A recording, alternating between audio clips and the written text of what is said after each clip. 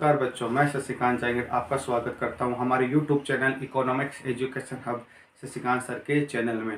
आज हम पढ़ेंगे कक्षा 12वीं की अर्थशास्त्र की पुस्तक के पाठ नंबर 5 के बारे में, जिसका नाम है बाजार संतुलन के अगले टॉपिक के बारे में, जिसका नाम है अनुप्रयोग। देखो बच्चों, अनुप्रयोग क्या होता है उसके बारे में हम आज जानेंगे। तो अनुप्रयोग क्या होता है कि जब कुछ वस्तुओं और सेवाओं की कीमतें, ध्यान देना बच्चों, जब कुछ वस्तुओं और सेवाओं की कीमतें वांछित स्तर से ज्यादा या कम हो जाती है तो सरकार द्वारा उनका नियमन आवश्यक हो जाता है। मतलब हमारे मार्केट में बहुत सारी वस्तुएं और सेवाएं ऐसी होती है जिनकी कीमतें वांछित स्तर से अगर ज्यादा या कम हो जाती है तो सरकार क्या करती है, सरकार द्वारा उनका नियमन आवश्यक हो जाते हैं। सरकार उनमें उनकी वस्तु की कीमतों में हस्तक्षेप करती है, तभी तो जाके अर्थव्यवस्था में क्या है, सभी को समान मात्रा में वो चीजें मिल पाएगी, तभी वो क्या करती है, उनका नियमन आवश्यक हो जाता है। तो सरकार क्या करती है, अनुप्रयोग के माध्यम से दो तरीके अपनाती है। पहला तरीका तो है औसतन निर्धारित कीमत के आधार पर, और दूसरा है न्यूनतम निर्धारित कीमत के आधार पर। तो अब हम पढ़ेंगे, सबसे पहले बात करेंगे, चर्चा करेंगे औसतन निर्धारित कीमत के बारे में। अब हम बात करते हैं औसतन निर्धारित कीमत की। देखो, औसतन निर्धारित कीमत क्या होती है कि किसी वस्तु या सेवा की सरकार द्वारा निर्धारित उच्चतम सीमा को औसतन निर्धारित कीमत कहते हैं। यानी सरकार किसी वस्तु या सेवा की जो कीमत या निर्धारित कीमत की उच्चतम सीमा कर देती है तो उसे क्या कहते हैं, औसतन निर्धारित कीमत कहते हैं। यानी डेफिनेशन क्या हो गई, किसी वस्तु या सेवा की सरकार द्वारा निर्धारित उच्चतम सीमा को औसतन निर्धारित कीमत कहते हैं। ध्यान देना बच्चों कि औसतन निर्धारित कीमत और न्यूनतम निर्धारित कीमत पर भी प्रश्न पूछा जाता है, तो इन दोनों को आराम से समझना है। तो इसकी डेफिनेशन समझ में आ गई होगी आपके। तो सरकार इस कीमत को वस्तु की संतुलित बाजार की कीमत से काफी नीचे करती है। ध्यान देना, जो सरकार द्वारा कीमत निर्धारित की जाती है वो कीमत बाजार कीमत से कम होती है, क्योंकि बहुत सी जनसंख्या ऐसी होती है जो उन वस्तुओं को बाजार कीमत पर खरीद नहीं पाती।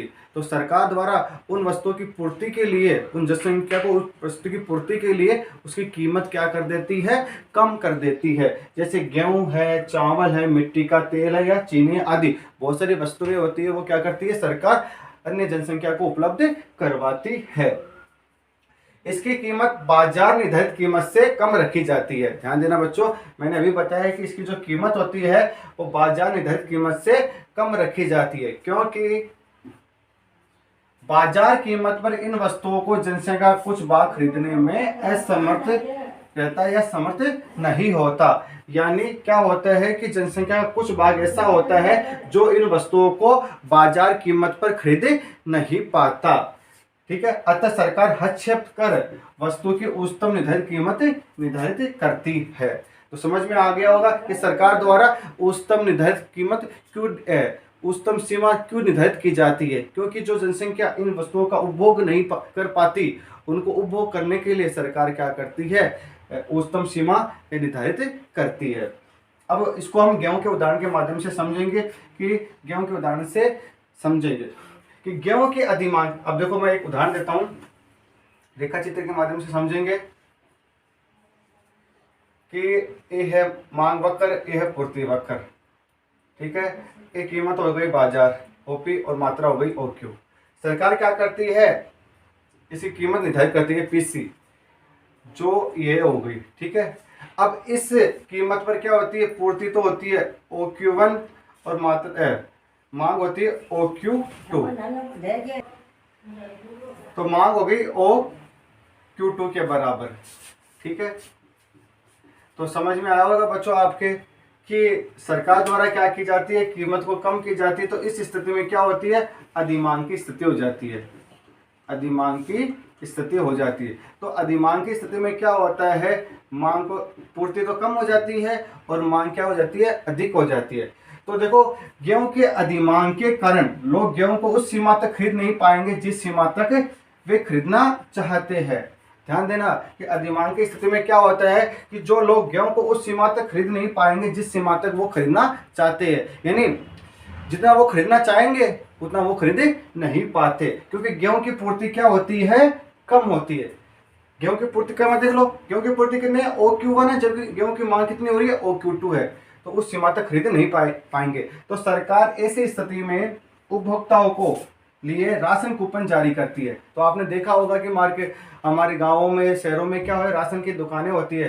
तो राशन की दुकानों में क्या करती है सरकार, उपभोक्ता के लिए राशन कूपन जारी करती है, ताकि कोई भी व्यक्ति निश्चित मात्रा से अधिक गेहूं न खरीद सके। आपने देखा होगा कि राशन की दुकानों पे क्या होता है कि निश्चित मात्रा में क्या होती है, वस्तु की कीमत आपको प्राप्त होती है। तो क्या होगा, निश्चित मात्रा से अधिक गेहूं खरीद नहीं सकेंगे। ये वस्तुएं राशन की दुकानों के माध्यम से बेची जाती है, इन्हें उचित मूल्य की दुकान भी कहा जाता है। तो मेरे हिसाब से आपको उच्चतम निर्धारित कीमत के बारे में पता चल गया होगा, ठीक है। अब इसमें कुछ कमियां होती है, वो उन कमियों को हम जानेंगे, ठीक है। तो राशन की दुकानों से वस्तु खरीदने के संबंध में निम्न प्रतिकूल परिणाम हो सकते हैं, यानी कुछ कमियां होती है जो राशन की दुकानों में वस्तु खरीदने के संबंध में होती है। तो पहली है कि उपभोक्ताओं को लंबी कतारों में खड़ा होना पड़ता है। कि राशन की दुकानों में हमने देखा है कि वस्तुएं खरीदने के लिए उपभोक्ता को क्या है, बहुत लंबी कतारों में खड़ा होना पड़ता है, लंबी लाइनों में खड़ा होना पड़ता है, जिससे उनका समय नष्ट होता है और उन्हें परेशानी भी होती है। दूसरी है कमी कि सभी उपभोक्ता उचित कीमत की दुकानों से प्राप्त वस्तुओं की मात्रा से संतुष्ट नहीं होंगे। ये सभी उपभोक्ता क्या होता है कि सरकार द्वारा जो मात्रा उपलब्ध करवाई जाती है प्रति व्यक्ति के लिए, उससे क्या है, वो संतुष्ट नहीं होंगे, इसलिए उनमें से कुछ अधिक कीमत देने को तत्पर होंगे। वो क्या करेंगे कि जितनी कीमत निर्धारित की सरकार ने, उससे कुछ कीमत ज़्यादा देने के लिए तत्पर होंगे कि मैं ज़्यादा कीमत दे दूं कैसे न कैसे करके, तो मुझे क्या है उसकी अधिक मात्रा प्राप्त हो जाए। तो इससे क्या हुई, कालाबाजारी की स्थिति उत्पन्न हो सकती है। तो आपको उच्चतम निर्धारित कीमत समझ में आ गई होगी बच्चों। इजी टॉपिक है, समझना। अगर कोई चीज़ समझ में ना आए तो कमेंट बॉक्स में जाके पूछना, ठीक है। अब हम बात करते हैं दूसरी न्यूनतम निर्धारित कीमत के बारे में। अब हम बात करते हैं न्यूनतम निर्धारित कीमत के बारे में। इससे पहले हमने पढ़ा था उच्चतम निर्धारित कीमत के बारे में। तो हम जानेंगे सबसे पहले कि इसकी डेफिनेशन क्या होती है। कि सरकार द्वारा किसी वस्तु या सेवा की, ध्यान देना बच्चों, कि सरकार द्वारा किसी वस्तु या सेवा की निर्धारित न्यूनतम कीमत सीमा को न्यूनतम आधारित कीमत कहते हैं। तो समझ में आ गया होगा आपको कि सरकार द्वारा किसी वस्तु या सेवा के लिए निर्धारित न्यूनतम कीमत सीमा को न्यूनतम निर्धारित कीमत कहते हैं। यानी हमने इससे पहले जो पढ़ा था उच्चतम सीमा में, वहां पे क्या करती है सरकार, उच्चतम कीमत सीमा निर्धारित करती है, जबकि यहाँ क्या कर रही है, न्यूनतम कीमत सीमा को क्या कर रही है, निर्धारित कर रही है, जिसे ही क्या कहा जाता है, न्यूनतम निर्धारित कीमत कहते हैं। कुछ वस्तुओं और सेवाओं की कीमतों में कुछ स्तर विशेष के नीचे गिरावट वांछनीय नहीं होती। मतलब कुछ वस्तुएं ऐसी होती है जिनमें ज्यादा गिरावट वांछनीय नहीं होती, न ही उचित होती है। तो सरकार उनकी न्यूनतम सीमा निर्धारित करती है। सरकार क्या करती है, उनकी न्यूनतम मिनिमम जो प्राइस रेट है वो निर्धारित कर देती है कि इससे नीचे इस वस्तु की कीमत डाउन नहीं होगी। जैसे कृषि समर्थन मूल्य है या न्यूनतम मजदूरी है। तो सरकार क्या करती है, कृषि समर्थन मूल्य निर्धारित कर देती है कि गेहूं है या चावल है, उनकी कीमत पहले ही निर्धारित कर देती है कि इससे कम कीमत पर उनको कोई बेचेगा नहीं या उनको कोई खरीदेगा नहीं, ठीक है। और एक होती है न्यूनतम मजदूरी, वहाँ पे भी सरकार क्या निर्धारित कर देती है कि इससे कम कीमत पर कोई काम नहीं करेगा, अगर काम करता है तो उसको इतनी मजदूरी तो कम से कम देनी ही पड़ेगी। तो बच्चों आपके समझ में आ गया होगा कि न्यूनतम निर्धारित कीमत क्या होती है।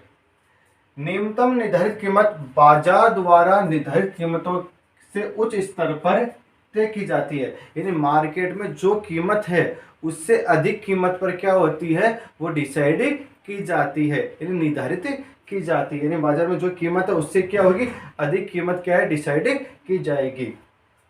सरकार द्वारा कृषि पदार्थों के लिए न्यूनतम कीमत तय की जाती है। ध्यान देना कि सरकार क्या करती है, जो कृषि पदार्थ होते हैं उनके लिए न्यूनतम कीमत तय करती है।